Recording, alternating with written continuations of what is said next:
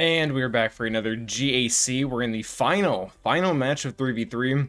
Not gonna lie, I'm kind of glad it's done. I really enjoyed it for the most part, especially the first 3 weeks. But this last week, the meta's pretty much the same. The battles are a little grueling. They go on for a while, and I'm glad that it's kind of done with for now. We can get back to 5v5. And the nice thing about that is I'll probably be saying the same thing at the end of 5v5s that I'd like to get back to 3v3. That being said, today we're up against mini light side rules. This is actually, I don't really know, I'm not super close, but he's a guild officer of a guild that I used to be in an alliance with, so I do have a little bit of contact with him. He will probably stop in to say hi at some point, either on Discord or in the match or on YouTube or something, because he does know who I am, so that is kind of cool. Before we go ahead and look at the board, let's go ahead and pull up the overall stats for this match. This is a little bit more of a balanced match than the last two we've had to go. He has under 500 more relic levels than us, so that's pretty nice. He doesn't have everything maxed out. He does have a pretty nice advantage as far as Omicrons go. We faced one person who had 10 before, he has 9. So he pretty much has every single Omicron we have, except for he has all 3 of Star Killers. I don't know how pertinent all 3 of Star Killers are going to be, but having Star Killer himself is a nice advantage. He, of course, also has Ray. We do have him met, I want to say, in mods. Yeah, we've got him beaten plus 25s, beaten plus 20s, and 15s. So we actually, slight advantage here. Like, these margins aren't super gross. Like, if this were like 50 instead of 100, that would be one thing. But we do have a decent mod advantage, and that's pretty much everything we've got on him because he has everything else.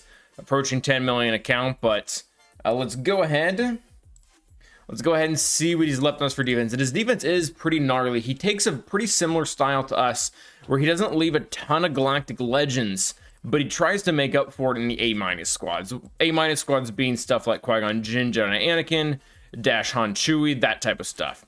So we're going to be able to use SLKR Mon Mothma really easily there. Some of his teams will be a little bit harder to pick apart. We'll have to figure out what we want to do.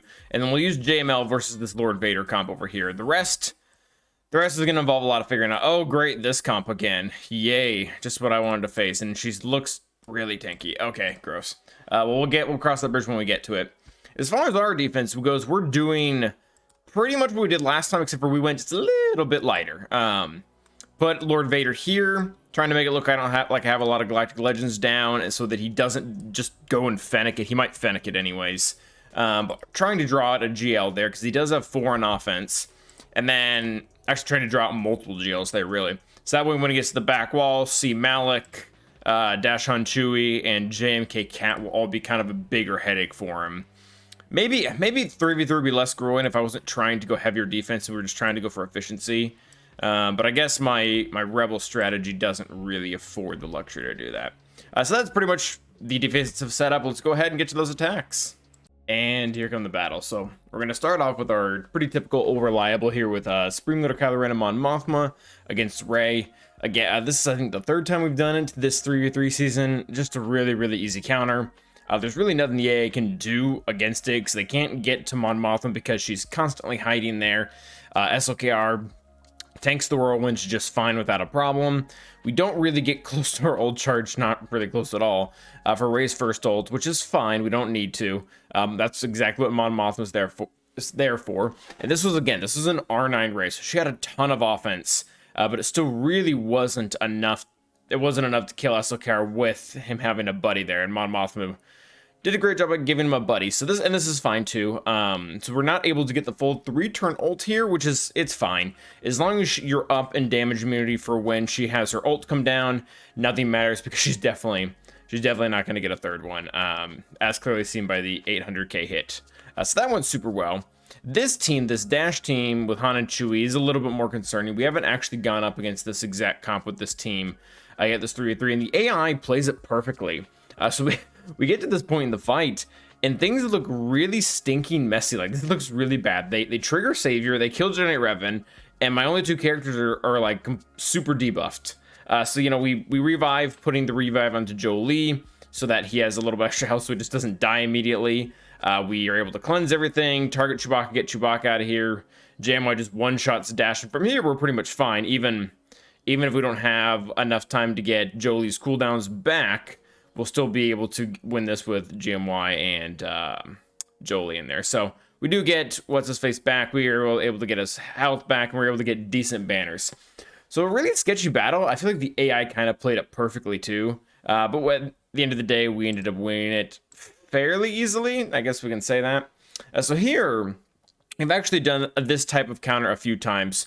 Basically, the idea with crew is Bossk, if you get a stun off on Bossk, even if he goes first, he's pretty much going to be controlled for the rest of the battle. And then the name of the game here is just stacking offense, or rather stacking health from Fox that is in turn turned into offense. So you can see we have a bunch of control on this team, especially with them not having contract. It's going pretty well for the most part. Yeah, so we're able to link the stuns with Bossk. He's never really able to get out. Fox is slowly but surely is picking up his damage. He does take a little bit of damage here and there, but the crew team just has way too much recovering. Now, we have a neat opportunity here to go in ahead and kill Zam because Bossk came out of taunt, so we're going after her. We stunned Dengar there for fun.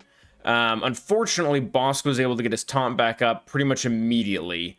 So this is starting to not look very good. This is starting to look kind of, honestly, kind of timeouty. Because even with their stacking damage from Fox, it's really like it doesn't look like it's making a dent in Bossk. And I mean, this really the issue here is that the fact that it's an R9 Bossk. If this were R5, like our R5 Fox is R5, this would be a completely different battle. But with him being R9, I mean, even we eventually stack up. I mean, I think at the beginning of the fight, we're only doing like 10k hits on our special. We're now starting to do 30k, and Bossk is just kind of laughing at that, especially because they eventually get out enough AoEs onto our Fu to be able to trigger their contract. And then, yeah, this just gets, there's just really not a whole lot we can do other than we can wait for things to kind of get out of hand where our weakest character loses protection, and then we're able to peel the taunt off.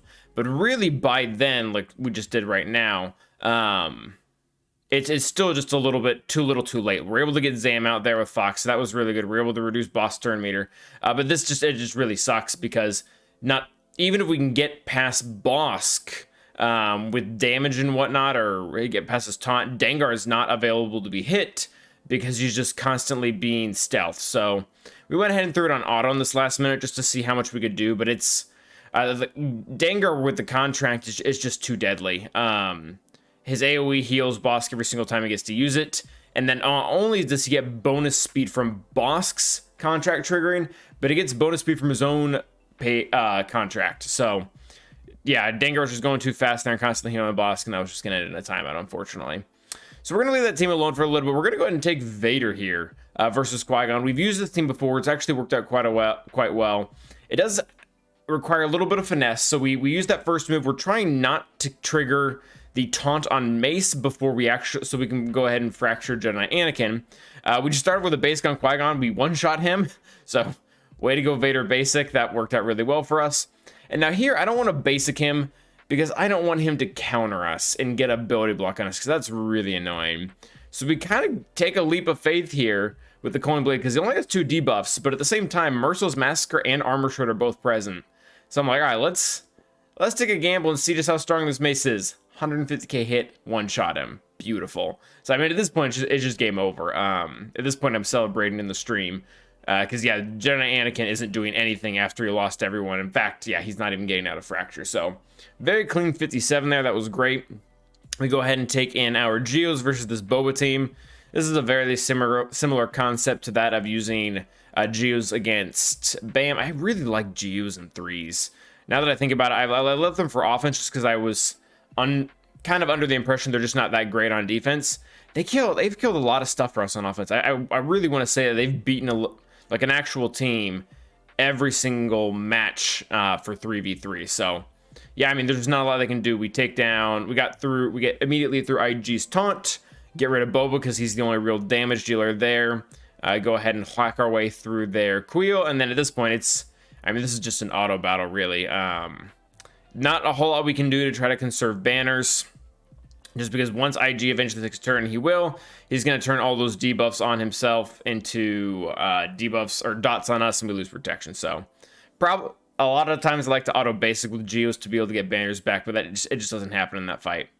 So we're going here against the Bounty Hunter team again, and we try a very similar concept with stacking damage with really Asajj and Mother Talzin. Mother Talzin lead is mostly there, so the Plague, it'll undercut Bossk's health, and when we undercut Bossk's health, that pretty much just means that he's going to get stuck, losing all of his bonus armor that he gets for when he doesn't have full health. But then they get Contract, and Bossk Contract pretty much constantly gives him back, I think, 5% health every single turn, even if it's not his.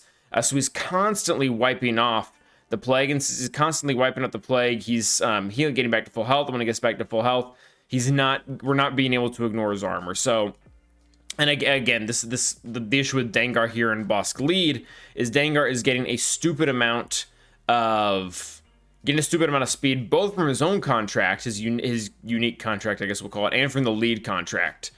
So yeah, this is, I mean, we got really close there in the beginning, being able to kill Bossk, but once he got contract, he just wasn't going down. And again, this might have been a different story had, again, we've been using an R5 Asajj versus an R5 Bossk, because she is stacking damage throughout this entire fight. Like, there are a ton of deaths here, both for Asajj's offense as well as for Old Daka's health, but it's just not enough.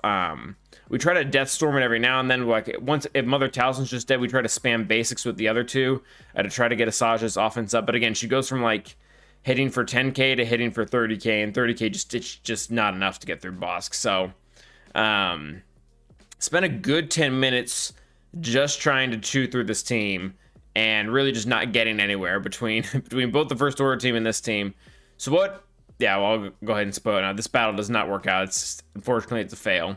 So I know that Bad Batch and JTR, they both have a pretty consistent way to get healing immunity out.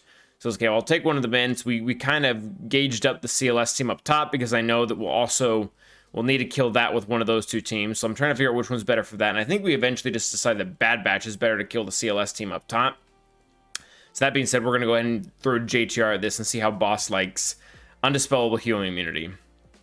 But yeah, for that to happen, we have to kind of get through this first. I don't know. There's not a lot we can do, because again, if we can get past Bossk, we're not getting through Dengar, at least while he has stealth. So yep, the contract really kind of screwed us on this one. So but before we go ahead and do that, we go ahead and take in our Nest versus Maul. I wonder if I actually cut that fight out. I might have cut that fight out on accident. We use JTR there regardless. So we go ahead and use our Nest versus their Maul. And this is a little bit sketchier, because Maul manages to land his offense down on Nest. Typically they go right after Qira, and he only puts it on the enemy he targets, so we don't have to worry about that. But this time he targeted Nest, so that's not good. Offense down, pretty much, number one, you don't want it in general, but also because most of Nest's damage is going to come from stack and crit damage, we really want as many sources of offense as we can, because that's how damage is going to stack well. So we eventually do drop off the offense down, at least the first time. We're trying to just focus down one character. Obviously, Bo's health and protection recovery is not ideal. And they land offense down again from Maul's AoE. So this is not great. But at the same time, it really just is a matter of time before we rip off enough taunts, before we rip off enough of their exposes, that we can just get a huge hit either on Canderous or Bo. I really don't care who dies first. One of them just needs to die first. That's all that really matters to me. Maul does go in again for his big hits, heals everyone back up, uses AoE, and for the third time in a row lands offense down, which, to be fair, he should be laying offense down because of tenacity down. It would be arguably very good RNG for him to not to. I guess 3 times, 15% chance. Yeah, it's in his favor. But again, even with the offense down, we just get in so many hits that we're able to take out Bo. And now the Bo's out of there, they lose a massive amount of recovery on those assists. So even though Canderous has pretty good health steal, it doesn't matter. So he goes down, and then, yeah, Maul's just not going to win this 1v1, because all of his damage, he needs to take several turns for that damage to hit, and he just doesn't have it. Yeah, it looks like we skipped over the JTR fight, so that's a bummer. But for here, we're going to go ahead and take in our Jedi Master Luke versus their Lord Vader. Again, there's no Maul here, so this is a pretty easy fight. There's not a lot they can do. We do go ahead and make sure to put down the increasing cooldowns on Lord Vader after the ability block is gone. I really don't want to get dazed. I guess it's okay if we do, but like, we only have like one cleanse. So this is a mistake here. I think we end up pulling for the armor shred because we can't go on assist. really just shouldn't have done that. Like, that character was going to die no matter what. And the reason why I don't want to do that is because now we can't put Armor Shred immediately on Lord Vader. And I don't want to use our ult right away, because if we use our ult right away, then we don't have a free cleanse for in case Lord Vader accidentally gets his ult, which it very much looks like he's going to. So again, we're holding our cleanses, we're holding our own ult. We're just trying to do as much damage as we can on Lord Vader. He does get his, and he goes right for the ability blocks, which is not good. Luckily, we're able to cleanse them all off, so Bastila just doesn't die, so that's pretty cool. Go for the breach on him just to kind of slow him down, call him Bastila shoot so she doesn't die. And we were able to land the armor shred, so now he's a lot weaker, and our characters are hitting just a little bit hard because of the extra mastery from the ult. And there you go. So Lord Vader's finally down, and that's good. Next off, we need to take out the CLS, and this is kind of where we were gauging before what we need to do. And I've just decided to commit to CLS on this round. Like, so Nubaka, I think there's honestly merit into going after both of them first, but we just commit to CLS to see how much we can really do with the exposes here.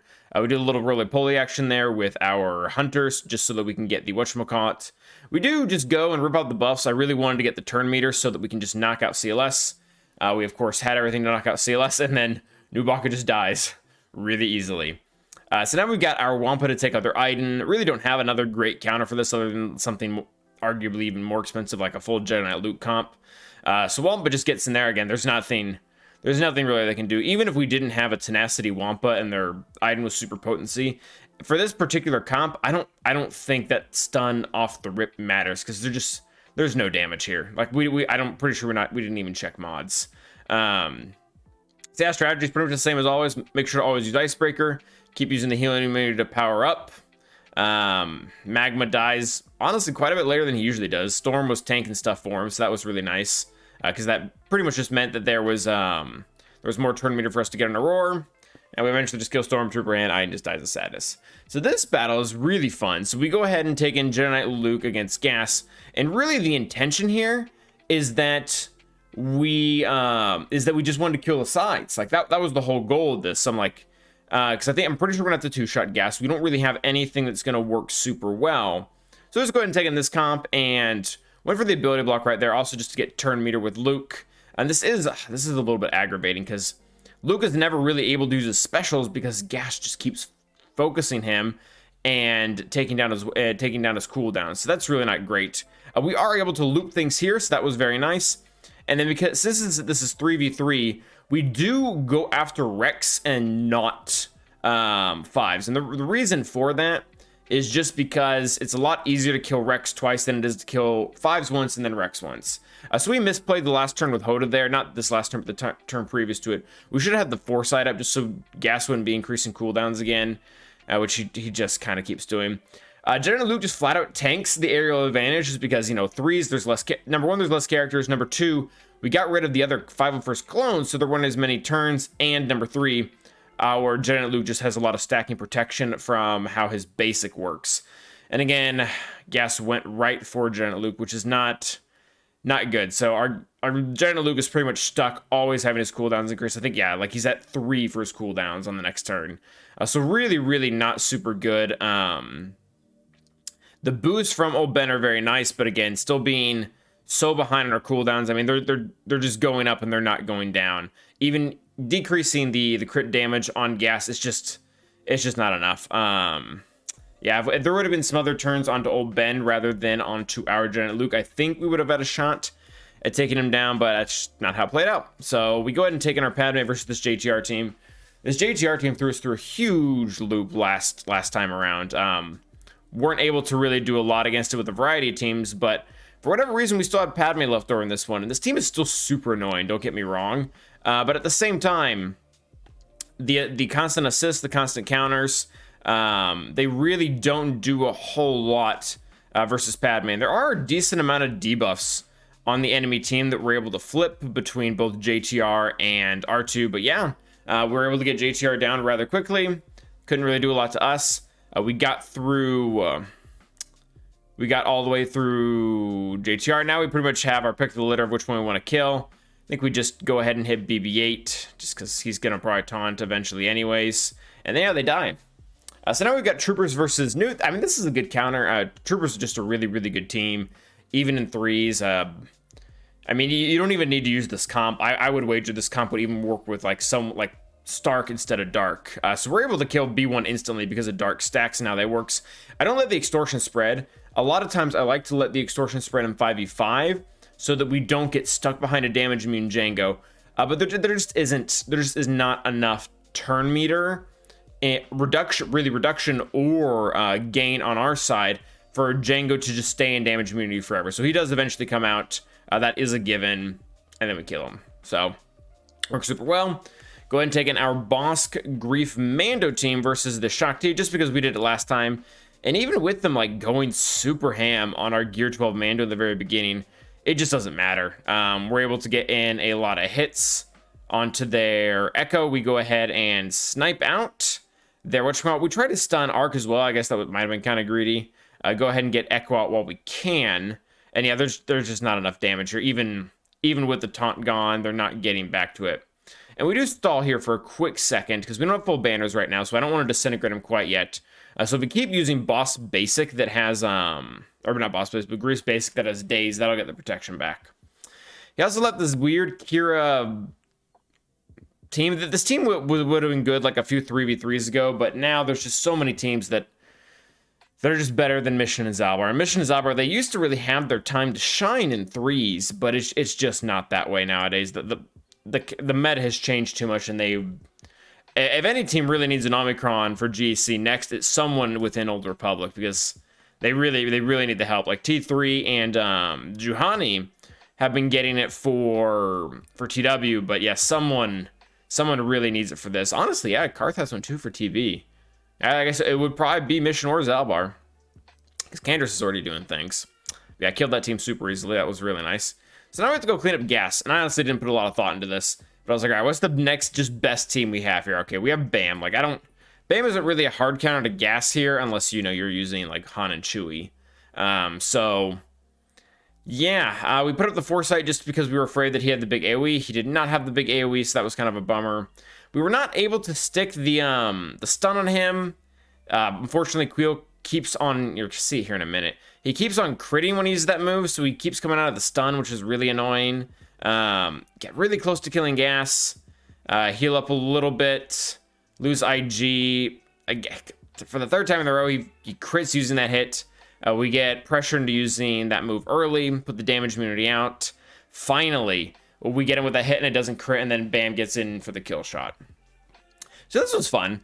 I was pretty sure this was going to be a two-shot as well, just with Gear 12 Traya versus, you know, fully relic General Grievous. I figured this wasn't going to end well for us. But we just go in, we isolate Magna, see if we can get the sides down, maybe annihilate one of them. We do get How About Hatred off, so that is very nice. We have Daze now on B2 as well. So I'm like, okay, this is going fine. Nobody's dead yet. Cyan is tanking things quite well. And I think right about here, I started to think, I'm pretty sure if I just play this right, we annihilate Grievous. And yeah, so we didn't kill B2. We tried to focus hits elsewhere. Grievous didn't get his bonus turn. And that's really all she wrote. Can't really do a whole lot from here. I think this is, honestly, this is an auto match now, because we can't recover enough protection really here. And at the same time, we're definitely not going to lose. So, yep, this team falls down pretty easily. And that's about it for ground. So we go over to Fleet, and he put down a really, really good Fleet comp. He put down Negotiator, Executor, and Empire. And immediately when looking at this, I pretty much know I'm screwed. I know that there isn't a single combination with the fleets I brought on offense to be able to beat those three. We just don't have a cleanup fleet. There's not enough options. So we're pretty much just going, the goal here is just to kill two of the fleets. So we're going to leave Executor alone. And we go ahead and we take in our Malevolence versus the Negotiator. This is a pretty easy match, honestly. He put Sarge in the reinforcements, which means we have a really, really high chance of getting the mark out onto the character that we want to, which is Anakin. That's exactly what happens. And yeah, the Negotiator puts up a fight. Don't get me wrong. This isn't a great banner match, but at the same time, it's a loss for them. We get out Rex as soon as we can. They get Implode. It's kind of annoying, but you know, whatever. We try to save the Rebel, or not the Rebel Y-Wing, but the GR Y-Wing for last, just because he gives counter chance to everyone. So if we can get rid of the other tanks, that's better. We don't call in Soldier immediately because I want to save him for when we have a lot of, like, we don't have very many actual characters alive, because it's really what he's there for. Because if Hyena gets too close to dying, which does happen every now and then, and he actually eats it, then we just lose even if we got 3 or 4 vultures out there. So we get our ult, and I mean, that's pretty much all she wrote. The soldier is able to assist a ton in there. And now we go after, we're just going to go ahead and try to take out this this Empire team. So we've taken Finalizer, and I'm pretty much coming into this knowing this isn't going to work, and we're just trying to get as many kills as we can. So we get Mark onto Vader so he doesn't get a bunch of turn meter. Try to control the rest of our ability. This is just very hard with the prototype in there. We used to do this all the time before the prototype existed. The prototype does make this a lot harder. So try to get the turns around as best we can. We get pretty close on killing the bomber there, not quite. The daze really, really hurts because we can't just call in Special Forces TIE Pilot, because if we do, we won't be able to call anyone to assist. So we just get an extra tank out there, saving survival things a little bit more. This really isn't great. They heal up the bomber that we were really close to killing. On top of that, they give him defense up. And now they're really just ravaging through our entire fleet here. So this is not good. We can't call silencers to assist, so we just go ahead and burn the AoE there. And now they have the whatchamacallit fleet in, the Palp shuttle or whatever that is. That's a ton of recovery. And I mean, yeah, you can obviously see where this is going. We go ahead and call in Special Forces now just because we can call the assist, see how much damage we can do on the bomber. Thrawn just annihilates everyone and ruins their day. But I mean, this is kind of how we expected the battle to go. Getting the bomber out, though, we go ahead and take in Rebels. Really don't know if this is a great idea, but it was either that or... yeah, there really wasn't a lot of choice here, actually. So this is done. We call in the assist when nobody can assist because we're all burning. I don't think I've ever done this fight before, so I really wasn't aware. I knew it as soon as I did it afterwards, but I wasn't aware of it at the very second I clicked that button. And yeah, now they just tear really through everything. And I don't even really know what the right idea here was. Everyone's like, oh, call in Biston, because you'll just be able to snipe out bomber. And that's just, I mean, our Biston is like gear 7. He doesn't have any damage. So, I mean, we end up just calling him in just because it's a guaranteed assist from the Millennium Falcon. I don't know if that was ideal. Maybe it would have been better to try to control the board with Phoenix. Maybe it would have been better to get in Wedge, because Wedge would just have more damage in general.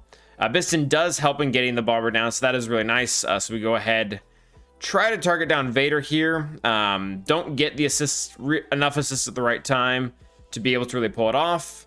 We do get Vader out there, so that is pretty cool. Now, and I don't know if this is the right move. We try to go after their prototype here, and this is just really, really kind of a pain in the butt because he constantly keeps putting back out there the foresight. So we're really not able to get a kill on him. Again, we go ahead and take in the one character that has a guaranteed call to assist from Millennium Falcon, which again I don't know if that was the right move there. That dodge was pretty nice, but Thrawn, made quick work of him. Go around and try to get out the prototype again. Don't get the right call to assist. Don't get another call to assist. And then in the very end of this, I mean, we're now vastly outnumbered as far as ships go. We just don't get the assists from the other Rebel pilots here. So didn't get one from the Ghost. Didn't get one from Wedge. I mean, things are looking really hairy right now anyways. I'm not sure if those couple of assists really would have helped. We go ahead and get the ults for fun, I guess. We're able to kill Gauntlet, so that is nice. We're able to survive just a little bit longer. Getting our last ship here. Again, don't get the assist. It's a bummer, and they just annihilate us. We were able to actually take in junk, however. We got rid of enough of their ships. I think these are their last 3 ships, period. I think we were able to burn through all the reinforcements between our first 2 ships. So at least we're hopefully not going to walk out of there just completely empty-handed. Try to bring in whoever's going to be the most survivable to start this off with, because really what we're relying on here is having more ships than the enemy team does. And on top of that, we're relying on just annihilating them, because we have TIE Reaper in there, so TIE Reaper let us get a little bit ahead of turn meter in the very beginning, so that was nice. So we should be able to get to our ultimate faster than they do. We'd also get a kill on prototype right in the very beginning, so that was actually really, really nice, because now we don't have to waste the big hit on them. So we go ahead and make Ebon taunt just because he's less valuable to me than the bomber is. If we're gonna have to eat and annihilate, I don't want it to be our bomber. Luckily, we get to the annihilate first. We increase the enemy cap ship's cooldowns, and we get the kill. So got the win there, and our opponent pretty much just took his participation trophy. I don't know if he was busy or if he just didn't want to do 3v3 anymore, but he went in, one shot Lord Vader, called it a day. So yeah, we're looking pretty good as far as the leaderboard goes. We did land top 500 because of this. I don't think the leaderboards have updated correctly. I could be wrong about this, but we're sitting pretty well, going, I think we went 8-4 for this entire last season. Yeah, I don't think those have updated properly, but that is going to be it for today, guys. Really, really good showing. Thank you all for watching.